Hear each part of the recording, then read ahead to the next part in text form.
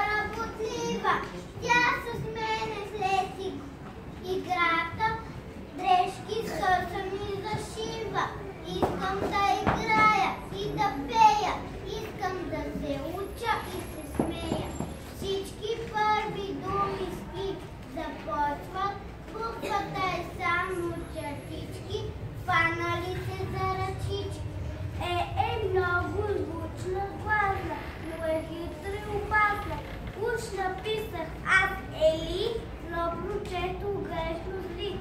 Уж написах аз Елица, пък добавих и царица. Тя е малка буква, бутнеш я хубва като колело. Не мръщи чело, помисли коя е. Гатам като вай, отгадай коя е. Буква, цифра, тя е. Вижте тази буква, не прилича ли на колело? Тази буква кръгла се нарича буква О. Смел скиор съм, слагам ските и летя из планините. Ми викат ветровете, как се казвам отгътнете. Моят звук е много ясен, чува се на стадиона.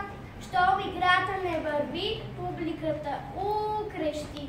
Сред буквите съм голям, с байрачето с корема кръгъл. Единствено с мене знам, се пишат ъгомер и ъгъл. Е ъгъл в моята стая, дето уча и играя. Вземем ли от буква на чертички две и ако към тях прибавим колелце, как ли тази нова буква се нарича, щом на други две прилича? Стигнах и до буква Я, в азбуката е накрая. Я ме вижте, аз съм Я, все отзад ли ще стоя. Ядец вече ще съм ясна, таз потреба е несвясна, но пък свикнала съм с нея. Под номер 30 в азбуката аз живея. Пишала с колело, но в реда стои накриво. Много ме ядосва тя, тази трудна буква Я. А сега ще дадем път на някои други наши братя и сестри. Съгласните звукове. Наричат ги съгласни звукове, не защото се съгласяват бързо с останалите, а защото се произнасят с шум. Гласни само с шум. Втора буква съм поред, но в думи като бор, бук-бум-бон, барабан, аз съм винаги отпред. Всеки без да ми гадае, лесно ще ме разпознае. По разятото перченче и издутото коремче. Айво, научих вече, повтарям всяка вечер. Ти, приятелю, напред, избрали думи отпред. Врана, варна, влади, вярно думите извади. Не изпускам, а пропускам и са пълни 200 гости. Щом като се напред ставам на велосипед. Не научете с интерес, аз съм буква Г и днес. Лесно ще ви бъде, зная, нека да се запознаем. Имам си черта за клюн, имам си черта за шия, две черти висок дълбун, буква птица на пишия. Гъб, дърво и дини, сладки са думички много кратки, но във всички се повтаря. Буквичка една, можете ли я познат? Една черта от нея, още три и още две, най-мънички под нея. Не бързай, размисли и разбери, и така буквичката да откри. Има много думи Ж, Жана, Живко и Жанета, Жега, жажда и жига.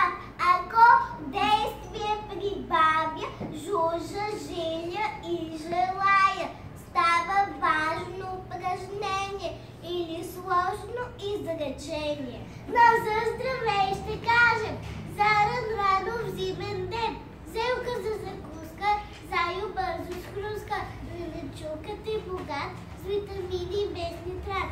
Познават ме дете и майка, стърченче като запетайка. На мене ито ми е батко и името ми е и кратко. На буква И отгоре сложете запетайка. Правите вълшебство, само тъй се получава буквата И крак. Ако буква Ж се свие, ако крак с ръчица скрие, как ли? Ей така, тогава буква К пред теб застава. С К започва думичката книга. Книгата е чуден дар. Книгата е наш приятел, тя е истински другар. Мой и твой доброжелател, умни за да порастем, трябва книги да четем. Пишат ми с две чертички, доближили връхчета, картофели, пръчици, вси вземете в ръчички и с тях ме подредете всички. Лъдула не слагай близо, който ла сега намисли. Ей, той даже без да иска друга буква ще получи. Най-милата ми на земята, единствена си мамо свята, ще уча буквичка голяма, да пиша твоето име, мама. Майко мила, моя обич и закрила. Отвори бетата, после помисли, този миг бетата няма я нали. Дъгната рамка, буква очертай. Виждаш буква рамка, но коя е тя? Тя на се нарича и на стълба прилича. Уморени от игри и жмички, при мене идат да почиска всички. Аз съм пейка с две кръчета. Сядайте, момичета. Ясно ви е пак на всички, правя патос, се пише. Може да съм палавник, но пък съм голям умник. Пиша, плача, пиша, пре, но да пиша с умея. Вечно крачи, а назад се влачи. Името му Рачо напишете, с главна буква Р го започнете. Погледнете към небето, грее ли луната и прилича ли ви тя на буквичка позната? Трудно тъто се търкаля, не е топка знам, да тича по терена и танцува там. Той е татко, топ, тюрбан, тигър, торта и тиган. Сред буквите съм най-чевръста, с ръце поставени на кръста. И можем с вас, добри дечица, да си покропнем ръченица. С ръце на кръста застани, ала пред голямо огледало. Застани и в него погледни, и ще стане буква твоето тяло. Ф е буква дебелана, ала има тънък крак. С надясно, с наляво, бързото лепи ги.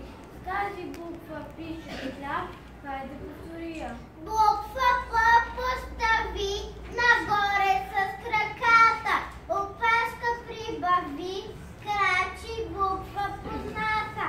Царевица цветя, буква Ц е тя. Щом навънка завали, нещо ще ни спаси. Буквичката погледнете, как се пише, обяснете. С ръчичките добри, напишете я сами. Тук ще смогне буква Е да ни помогне. Падне ли по гръб тогава, буква Ш се получава. Шепа шипки избрах, шипчета почах. Няма в планините стари, някой да ни изпревари. На парзалка по телхичка, трима братя сме пшеничка. На буквичката Ц приличам, но на три краченца тичам. И се буква Щ наричам. Щом има е голям и малък има знак. Макар на е голям, брат на малко хора съм познат. Защото казано накратко, за мен се спомнят много рядко. И все пак в щастливство маш ще съм от азбуката част. Буквички сме интересни и записане сме лесни. С колелца или с чертички образуваме се всички. Но бъдете с нас вежливи, изпишете ни красиви. Ако изпишете ни грешни, ще сме тъжни, ще сме смешни. Скъпи прославени знаци, букви на славеев глас, горските гръсти шубраци, собичи зъчек ви аз. Пиша ви в дълги редици, нижа ви в белия лист, буквички, златни пчелици, птици в небесната вис. Тача ви собич голяма, мили и свитни за мен. Давам ви дума, че няма да ви забравя за ден. Всички букви вече зная, няма вече да играя. Ето именно писалка, няма не съм вече малка. Цял ден буквички нареждам и навън къде поглеждам. Скача ли врабец на двора, облак плува ли в простора. Цял изричам, всички вече ги обичам и ще стана аз голяма, щом сама напиша мама. С Богом, миличко букварче, наш приятел любим, весел ни бе, макар че трябва да се разделим. Зайка в тебе ще наднича, нещо после наред, приказките обичат, не за моркови и мед. Лисе ще чете с недели, само вкусния урок, за петлета бели смели и за страшния гасок. Ти разкай ми АБВ-то, тия чудни стъпалца, към науката, където мамят нейните слънца. И макар да минаваме в клас по-горен и висок, никога не ще забравим първият ти урок. С Богом, милички деца, аз не съм ви нужен вече и си тръгвам надалече, а при вас ще доведа миличката си сестра Читалка. Мили деца, аз съм новата ви приятелка Читалката. Скрила съм в моите пъстри листа звънки стихове, вълшебни приказки, гатанки, пословици и поговорки, с които ще зарадвам детските ви сърчица. Щастлива съм, че днес ще четете моите страници. Вярно ли е, че за маца, за вълка и за овеца и за лиса, дето дете, знаеш приказка вълшебна?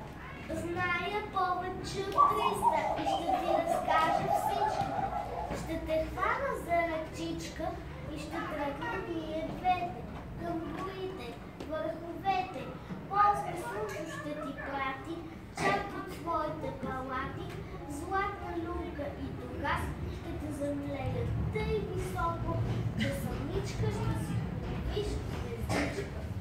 Ти си златна, ти си умна, ти си книжка сладкодумна. Ти ми шепнеш да се трудим, време злато да не губим, да четем и да се трудим, да в живота да получим. И така с труд голям вече пишем и четем. Буквичките знаят, съставят думи, думите започват с тях. Всички азбуката правят, уча ги и с тях чета. Звуци край мене се леят, идват от извор дълбок, влизат в речта ми, пеят като планински поток.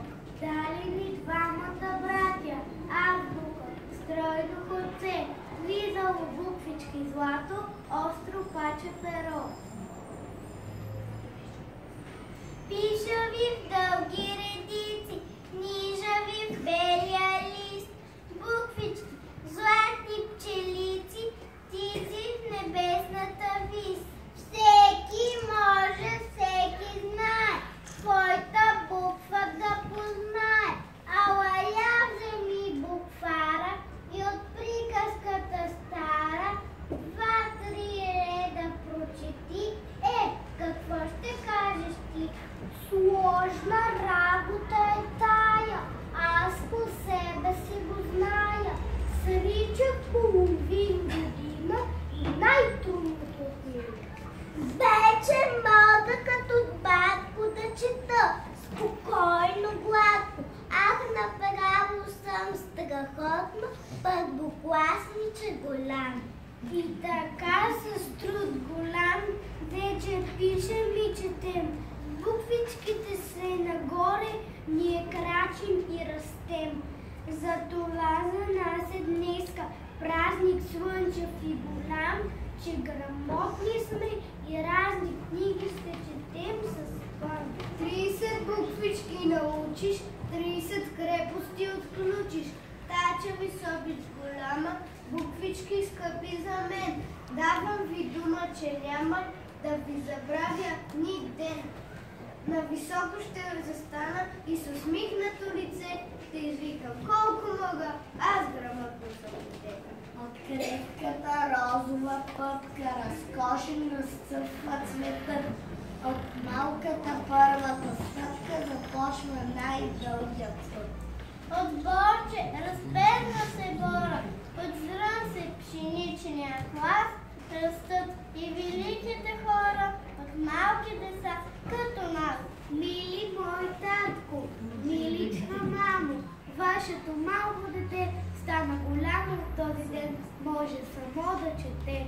Дядо, бабо, вашето внуче може от снеска зима, след като всички букви научи, да ви напише писмо. Мили учителки, скъпи учителки, чудни тайни вие ни разкрихте, мили учителки, скъпи учителки, знания трайни вие ни дарихте. Скъпа учителко, ти си онази, дето разкри ни света. Моята памет за тебе ще пази най-прекрасните слова. Всички букви зная, мога да чета. Те ще ми разказват всичко за света. Сладко мина шефът, истина една, вечно да обичам родната страна. Всички букви зная, мога да чета. Имам си прозорче светло към света.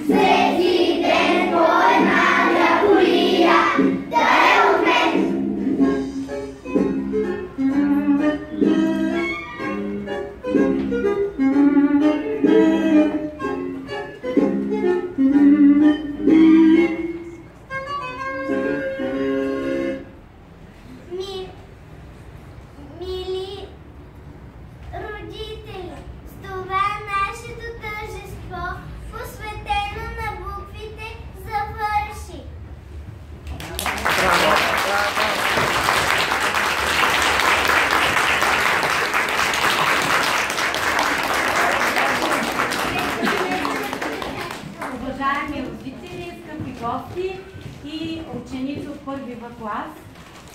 С радост искам да ви съобщя, че ние наистина вече сме грамотни, изучихме азбуката, можем да четем, да пишем и благодарение на вашата подкрепа и на труда на всички тези чудесни деца, като някои бяха и болни, мисля, че се справихме чудесно. И по случай този наш първи и най-голям празник, искам още веднъж да поздравя и вас и вашите деца. И сега от името на родителите и от мое име ще ви подаря първата книжка, която ще носите и ще четем тук в училище, която се надявам много да ви хареса.